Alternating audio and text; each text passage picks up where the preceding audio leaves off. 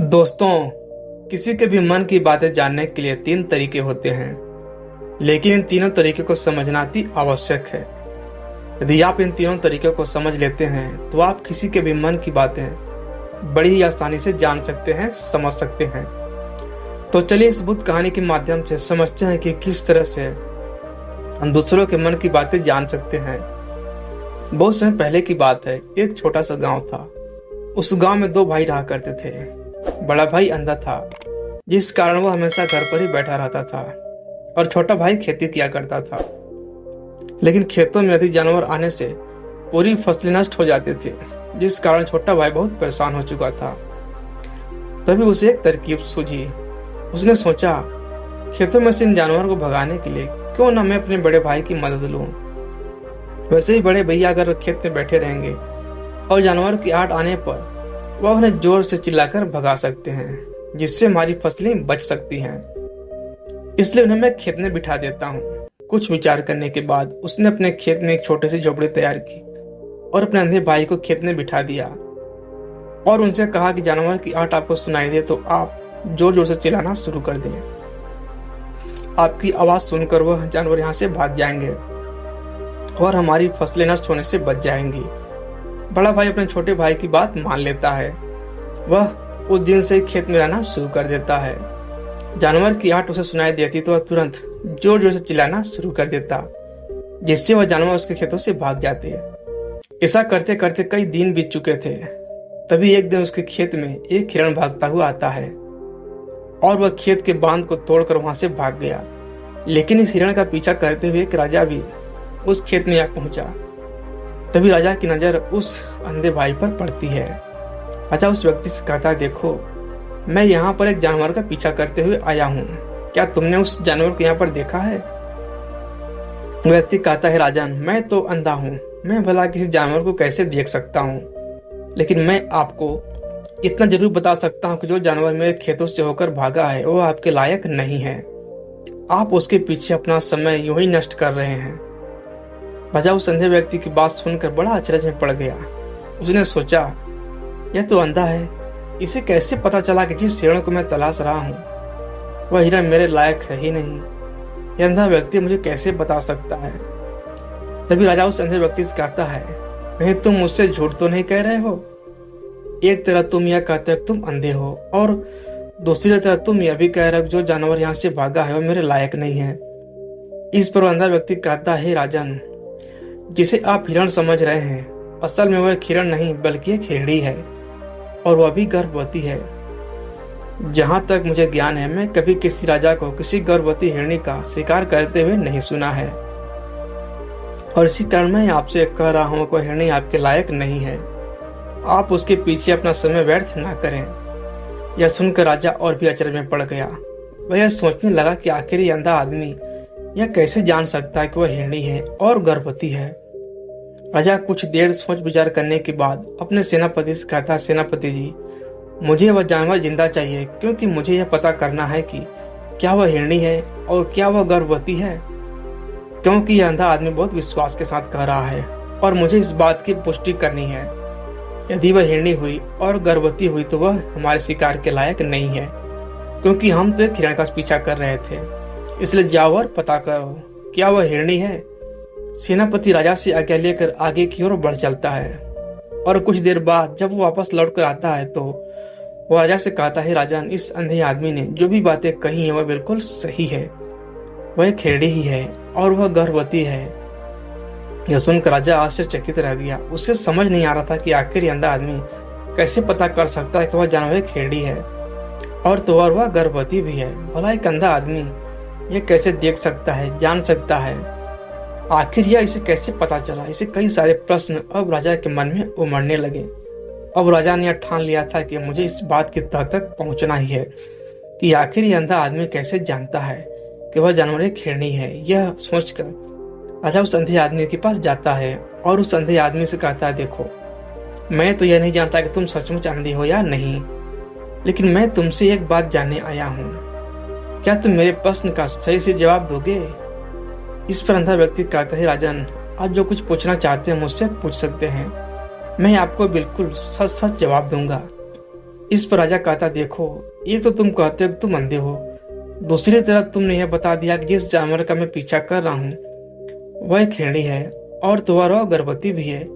आखिर तुम्हें यह सब कैसे पता चला?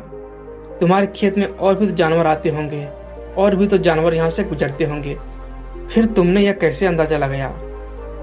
तभी वह अंधा व्यक्ति राजा से कहता है, राजन, आप जिस हिरणी का पीछा कर रहे थे वही हिरणी जब मेरे खेत में आई, उसकी रफ्तार और उसके भागने की आहट से मुझे यह सब एहसास हो चुका था कि यह एक हिरणी है और मेरे खेत की जो बांध है वह बहुत छोटी है, उसकी ऊंचाई ज्यादा नहीं है।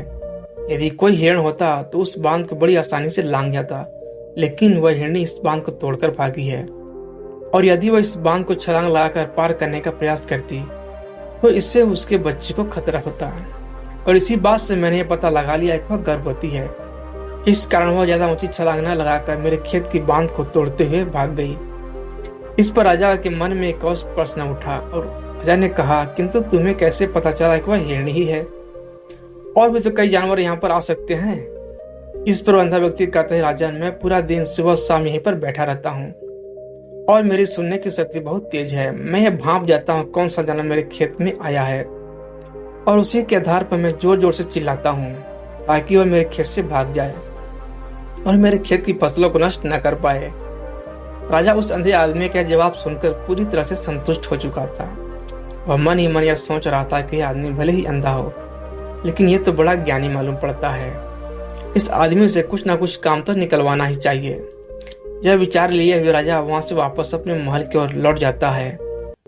राजमहल पहुंचते राजा उस अंधे व्यक्ति को बुलाता है और उससे कहता है कि आप तो बहुत बड़े ज्ञानी व्यक्ति हैं, आपको किसी भी बात का पता बड़ी आसानी से चल जाता है। आज मैंने आपको यहाँ पर इसलिए बुलाया है क्योंकि मैं आपसे यह जानना चाहता हूँ कि मेरी पत्नी पतिव्रता है या नहीं। इस पर अंधा व्यक्ति कहता है, राजन, यह कैसा प्रश्न हुआ? इस पर राजा कहता है, मैंने आपसे बिल्कुल उचित प्रश्न किया है, इस प्रश्न का उत्तर दीजिए। इस पर अंधा व्यक्ति कहता है, राजन, यह सारी बातें जाने दीजिए। आपकी शादी को इतने साल बीत चुके हैं और अब आप यह बात क्यों जानना चाहते हैं? आपके मन में ऐसे प्रश्न क्यों उठ रहे हैं? इस पर राजा जिद करते हुए कहता, देखिए, आपको मुझे इस प्रश्न का उत्तर तो देना ही होगा। यदि आप मुझे इस प्रश्न का उत्तर नहीं देंगे तो मैं आपको मृत्युदंड दे दूंगा।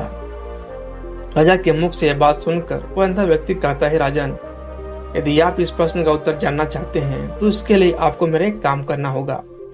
राजा कहता है, बोलो, मुझे क्या काम करना होगा? इस पर अंधा व्यक्ति कहता है, इसके लिए आपको अपनी पत्नी को मेरे साथ कमरे में अकेले छोड़ना होगा। ये बात सुनकर राजा पहले तो क्रोधित हो जाता है, लेकिन फिर कुछ सोच विचार करने के बाद उस व्यक्ति की बात मान लेता है और अपने सेनापति को आदेश देता है, सेनापति जी, इस व्यक्ति को और मेरी पत्नी को एक कमरे में कुछ देर के लिए अकेला छोड़ दें। सेनापति ऐसा ही करता है। राजा की पत्नी और अंधा आदमी एक कमरे में बंद हो चुके होते हैं। फिर वह अंधा आदमी राजा की पत्नी से कहता है, मुझे आपको छूना है। इस बात पर रानी अत्यधिक क्रोधित हो जाती है और उस अंधे आदमी को वह पकड़ पकड़ कर पीटने लगती है, कभी हाथों से तो कभी लातों से तो कभी पटक पटक कर। इस तरह उसने उस अंधे आदमी की खूब पिटाई की। इसके बाद किसी तरह से वह अंधा आदमी अपनी जान बचाकर वहां से भाग निकलता है और वो राजा के पास पहुंचता है और राजा से कहता है, राजन, आपकी पत्नी पतिव्रता नहीं है। यह सुनकर राजा अत्यधिक क्रोधित होता है और राजा अपनी तलवार निकालकर सीधा अपनी पत्नी की ओर जाता है और क्रोधित होकर वह अपनी रानी से कहता है, रानी जी, आज मैं जो भी सवाल आपसे करने वाला हूँ उसका मुझे सच सच जवाब दीजिएगा, और यदि आपने एक शब्द झूठ कहा तो मैं आपका सिर अभी के अभी धड़ से अलग कर दूंगा। आगे वह राजा कहता, मुझे बताइए, क्या आप पतिव्रता हैं या नहीं? इस पर रानी कहती है, भले ही आप मुझे जान से मरवा दीजिए, लेकिन मैं पतिव्रता नहीं हूँ। राजा यह बात सुनकर बहुत खुश हुआ क्योंकि उसे अंधे आदमी ने जो भी कहा था वह बिल्कुल सच था। यह बात सुनकर तुरंत ही राजा उस अंधे आदमी के पास पहुंचता है और जाकर उस अंधे आदमी से कहता है, तुम्हें कैसे पता चला कि मेरी पत्नी पतिव्रता नहीं है? इस पर अंधा आदमी कहता है, राजन, बड़ी सीधी सी बात है, मैंने तो आपकी पत्नी से बस इतना ही कहा था कि मुझे आपको छूना है। और इस बात पर वह इतना क्रोधित हो उठे कि उन्होंने गुस्से में आकर मुझे लात घूंसों से पीटना शुरू कर दिया। भला कोई औरत किसी और मर्द को कैसे छू सकती है? उन्होंने आप देखा न था, बस लात घुसे मुझ पर बरसाने शुरू कर दिए। वह भी तो एक छूना ही हुआ, और एक पतिव्रता नारी कभी भी पराये मर्द को नहीं छूती। जब मैं उसे छूने के लिए कहा था तो वह मुझे उसी वक्त मना कर सकती थी, लेकिन उन्होंने तो मुझे पीटना शुरू कर दिया और देखते ही देखते उन्होंने मेरे पूरे शरीर को छू लिया। अब आप ही बताइए, ऐसी स्त्री भला पतिव्रता कैसे हो सकती है? इस पर राजा कहता है, तुम तो बड़े ज्ञानी मालूम पड़ते हो। अच्छा ठीक है, चलो तुम मेरे एक और प्रश्न का जवाब दो। यदि तुमने मुझे इस प्रश्न का सही से जवाब दे दिया तो मैं तुम्हें यहाँ से जाने दूंगा। आगे राजा उस अंधे आदमी से कहता है कि तुम मुझे यह बताओ, क्या मैं सच में अपने पिताजी का ही बेटा हूँ या फिर किसी और का?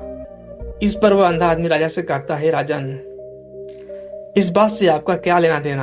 आप किसी के भी औलाद हो, आखिर आप हैं तो इस राज्य के राजा, इसलिए इस प्रश्न को जाने दीजिए। लेकिन राजा कहता, नहीं, मुझे इस प्रश्न का सही सही जवाब चाहिए, अन्यथा यह प्रश्न मुझे हमेशा परेशान करता रहेगा। इसलिए मैं इसका सही से जवाब जानना चाहता हूँ। अगर तुम इसका सही से जवाब दे देते हो तो तुम यहाँ से जा सकते हो, मैं तुम्हें नहीं रोकूंगा। इस पर अंधा आदमी कहता है, राजन, इसके लिए तो मुझे आपकी माँ के पास भी जाने की आवश्यकता नहीं है। मैं आपको अभी अभी यह बता सकता हूँ कि आप किसकी औलाद हैं, लेकिन उससे पहले मैं चाहता हूँ कि आप मुझसे एक वादा करें कि आप मुझ पर क्रोध नहीं करेंगे। राजा उससे वादा करता है कि मैं क्रोध नहीं करूंगा। इसके बाद वह अंधा आदमी राजा से कहता है कि आप हैं तो अपने ही पिता के पुत्र, लेकिन आप पर एक कंजूस सेठ की छाया पड़ी हुई है। यह सुन राजा बहुत क्रोधित हो उठा और तुरंत तलवार निकालकर अपनी माँ के पास पहुंचा। वहां पहुंचने के बाद अपनी माँ से कहता है, माँ, मुझे सच सच बताइए, क्या मैं अपने ही पिता का पुत्र हूं या नहीं? यदि आपने मुझे सही से नहीं बताया तो मैं यहीं पर अपने प्राण त्याग दूंगा। मुझे बताओ, क्या सच है? इस पर राजा की माँ कहती है, बेटा, तू है तो अपने ही पिता का पुत्र, लेकिन तुम्हारे ऊपर एक कंजूस सेठ की छाया पड़ी हुई है। जब मैं एक बार नहाने के बाद अपना मुंह आईने में देख रही थी, तभी इस कांच के पीछे मुझे कंजूस सेठ नजर आता है और उसी की छाया तुम पर पड़ चुकी है। यह सुनकर राजा बहुत खुश हो जाता है और वापस उस अंधे आदमी के पास पहुंचता है। राजा उस अंधे आदमी से कहता है, तुम्हें यह सब कैसे पता चला कि मुझ पर एक कंजूस सेठ की छाया पड़ी हुई है? इस पर अंधा आदमी कहता है, राजन, आपने मुझसे कई सारे सवाल पूछे जिसका मैंने आपको सही से जवाब दिया है। यदि कोई और राजा होता तो मुझे इसके बदले में ढेरों सारे इनाम मिल चुके होते। अब तक आपने एक फुटी कौड़ी तक नहीं दी है। इस बात से ही मैं अंदाजा लगा लिया कि आप बहुत कंजूस हो। यह बात सुनकर राजा जोर जोर से हंसने लगा और कहता है कि आप जो कुछ भी मांगेंगे मैं आपको अवश्य दूंगा, लेकिन मुझे बताओ कि तुम्हें कैसे पता चल जाता है कि कौन सी बात सही है और कौन सी बात गलत? तुम किसी बात का इतना सटीक और सही जवाब कैसे दे पाते हो? इस पर अंधा आदमी कहता है, राजन, मैं तो वैसे ही अंधा हूँ। यदि मेरी आंखें होती तो मैं किसी के भी मन की बातें बड़ी सरलता से जान लेता। मन की एक भाषा होती है और यह भाषा मनुष्य के शरीर के व्यवहार के रूप में देखी जा सकती है। उसकी आंखों से, उसके होठों से, उसके काम करने के तरीके से, उसकी क्रियाओं से पता किया जा सकता है उसके मन में क्या चल रहा है। उसके आधार पर हम किसी के भी मन की बातें जान सकते हैं। लेकिन मैं तो अंधा हूं, मैं देख नहीं सकता, इसलिए मैं क्रियाओं से देखता हूँ।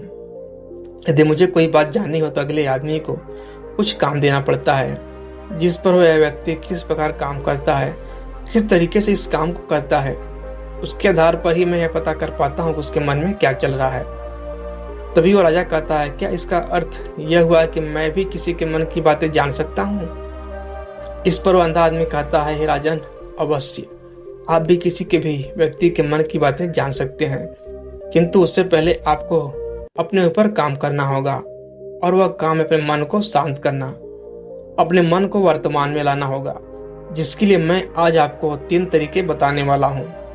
तीनों तरीके आसान और सरल हैं, किंतु हे राजन, उससे पहले आपको एक काम करना होगा, अपने मन को एकाग्र करना होगा। जब हम अपने मन को एकाग्र करते हैं, मन को वर्तमान में लाते हैं, तो हम एक दूसरे के मन की बातें जान सकते हैं, क्योंकि वह आदमी अभी भी अपने मन में वर्तमान में ही सोच रहा है, और हमें भी मन को वर्तमान में ही लाना होगा, तभी हम उसके मन की बातें जान सकते हैं। यदि हम अतीत में घटनाओं के बारे में सोच रहे हैं, तो वह जो अगला आदमी वर्तमान में सोच रहा है, वर्तमान में अपने मन में बात कर रहा है, वो हम कैसे जान पाएंगे, क्योंकि हम तो अतीत घटनाओं में डूबे हुए हैं। इसलिए किसी भी मन की बात जानने के लिए सबसे पहले हमारे मन को एकाग्र करना होगा, उसे वर्तमान में लाना होगा। आगे वो व्यक्ति राजा से कहता है, राजन, जो 3 तरीके मैं आपको बताने वाला हूँ, इन 3 तरीकों से बड़ी आसानी से आप किसी के भी मन की बातें जान सकते हैं। उसके बाद वो अंधा आदमी राजा से कहता है, राजन, जो सबसे पहला तरीका वह है आंखों पर ध्यान देना। किसी व्यक्ति से बात करते वक्त उसकी आंखों में देखना, उसकी आंखों पर ध्यान देना, जो सबसे ज्यादा जरूरी है, क्योंकि आंखें बोलती नहीं है पर बहुत कुछ कर जाती हैं। यदि हम किसी व्यक्ति की आंखों के इशारे को समझना सीख जाएं तो हमें जान पाएंगे कि व्यक्ति के दिमाग में क्या चल रहा है, क्या सोच रहा है और अभी वह क्या करने वाला है। मेरे पास आंखें नहीं हैं, लेकिन मैंने अपने गुरु से यह विद्या सीखी है, क्योंकि बहुत सालों पहले मेरे पास आंखें थीं और मैं उस वक्त लोगों के मन की बातें केवल उनकी आंखों से ही जान लेता था।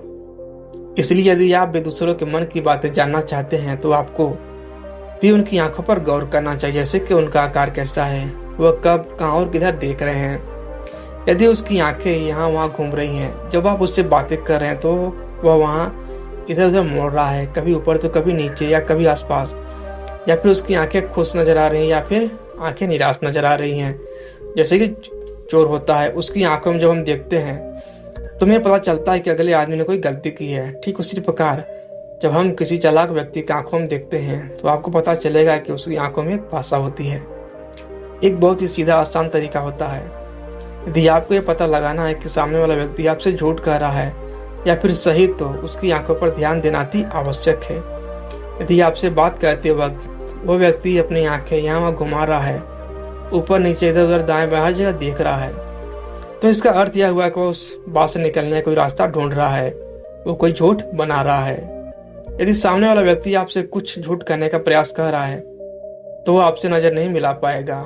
वह यहाँ देखेगा, लेकिन वो आपकी आंखों में आंखें डालकर कभी नहीं देख पाएगा, क्योंकि उसे डर है कि यदि उसने आपकी आंखों में आंखें डालकर देखी तो उसका झूठ पकड़ा जाएगा और लोगों को सच्चाई पता चल जाएगा। और इसी प्रकार कुछ और भी भाषाएं होती हैं। जब आप किसी की आंखों में आंखें डालकर यह देखना शुरू कर देंगे इसके हाव भाव क्या हैं, ठीक उसी प्रकार चेहरे के हाव भाव होते हैं, जिससे हम मन की बातें बड़ी आसानी से समझ सकते हैं और इन्हें भी समझना बहुत जरूरी है। कभी कभी कोई व्यक्ति अपने चेहरे से जैसे आंख, होंठ और बहुत से कुछ अलग अलग व्यवहार करता है। यदि आप किसी व्यक्ति के चेहरे में गौर से देखेंगे तो आप आसानी से समझ पाएंगे कि व्यक्ति निराश है, जब व्यक्ति बहुत उदास है, या फिर वह व्यक्ति बहुत खुश है, या फिर उसे कोई बहुत बड़ा दुख है, वो अपने अंदर क्या महसूस कर रहा है। यह सारी बातें हम उसके चेहरे के हाव भाव से पता कर सकते हैं। फिर चाहे इंसान जुबान से कुछ बोले या ना बोले, लेकिन आप उसके चेहरे से सब कुछ पता कर सकते हैं। आगे व्यक्ति राजा से तीसरा तरीका बताते हुए कहता है, राजन, इसी प्रकार तीसरी भाषा भी अर्थात तीसरा तरीका भी है, और वह है हाथों के इशारे और शरीर का व्यवहार। मन की बात समझने के लिए हमें हाथ के इशारे और शरीर के व्यवहार को समझना बहुत आवश्यक है। कोई व्यक्ति जब बात करता है तो आपने देखा होगा कि वो अपने हाथों को हिलाता रहता है, अपने हाथों के से इशारा करता रहता है, बातों के साथ साथ अपना शरीर का जो व्यवहार अर्थात बॉडी लैंग्वेज का भी उसका पूरा उपयोग करता है, जिससे हमें पता चल पाता है कि व्यक्ति हमारी बातों पर कितना ध्यान दे रहा है और उसके मन में क्या चल रहा है। शरीर के व्यवहार को देखने के लिए उसके हाथ मटकाने, शरीर मटकाने, चेहरे पर बार बार हाथ लाने, हाथों का एक दूसरे से मसलना, ऐसी बहुत सी क्रियाएं होती हैं, उस पर हमें ध्यान देना अति आवश्यक है। मन की बात को समझने के लिए हमें शरीर के व्यवहार को भी समझना पड़ता है। यदि हम इन 3 तरीकों को सही तरीके से ध्यान देकर इन 3 तरीकों को अच्छे से समझ लेते हैं तो हम बहुत जल्द भी किसी भी व्यक्ति के मन की बातें बड़ी सरलता से और सहजता से जान सकते हैं। इसलिए यदि आपको किसी के मन की बातें जाननी है तो आपको उसकी आंखों पर, उसके शरीर के हाव भाव को, हाथों को ध्यानपूर्वक देखना और समझना होगा। तभी आप यह समझ पाएंगे कि आखिरकार उसके मन में क्या चल रहा है और वह क्या सोच रहा है। लेकिन उससे पहले आपको अपने मन को एकाग्र करना होगा, शांत करना होगा, अपने मन को वर्तमान में लाना होगा। तभी आप उस व्यक्ति की इन सभी क्रियाओं पर ध्यान दे पाएंगे, उन्हें समझ पाएंगे। अन्यथा आप यदि अतीत की घटनाओं में व्यस्त हैं, भविष्य की योजनाओं में व्यस्त हैं, तो आप उस व्यक्ति के हाव भाव पर कभी ध्यान ही नहीं दे पाएंगे और नहीं आप कभी यह समझ पाएंगे कि आखिर उस व्यक्ति के मन में क्या चल रहा है, वह क्या सोच रहा है। आपने देखा होगा किसी कई बड़े संत महात्मा है जो बड़ी शांति से आपको देखते हैं और आपको देखकर ये बता देते हैं कि आपके मन में क्या चल रहा है। आप उनसे क्या जानने आए हैं। और इसका सबसे बड़ा प्रमुख कारण यही है कि वो आपको पढ़ सकते हैं, आपको समझ सकते हैं, आपके मन की बातें जान सकते हैं, क्योंकि उनका मन एकाग्र है, शांत है, और यही कारण है कि वो आपके मन की बातें बड़ी सरलता से समझ जाते हैं। यदि आपने अब तक पूरी कहानी को सुना है तो मैं आपसे एक छोटा सा अनुरोध करना चाहता हूँ कि कृपया करके इस चैनल को सब्सक्राइब करें, ताकि मैं आपके लिए ऐसे ज्ञान से भरपूर का और कहानी लेकर आ सकूं। नमो बुद्धाय। मिलते हैं कई नई कहानी के साथ अगले वीडियो में। तब तक अपना ख्याल रखिएगा।